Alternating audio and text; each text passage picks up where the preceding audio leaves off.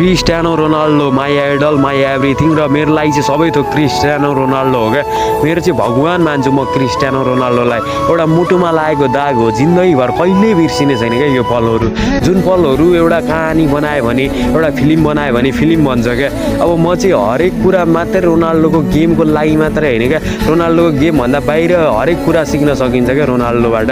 अब जस्तै सानो उमेरमा उनी गरिब थिए, गरिब परिवारले नि यत्रो ठुलो सपना देख्छ त भन्ने उदाहरण छन् होइन। उसले जिन्दगी कसरी चलाउने, जिन्दगी कसरी जिउने, ऊबाट सिक्न सकिन्छ हरेक कुराहरू छ। र यो मुटुमा लागेको दाग कहिले मेटाउन सक्ने छैन। र जिन्दगीभर चाहिँ रोनाल्डोकै गेम हेरेर बाँचौँ भन्छु।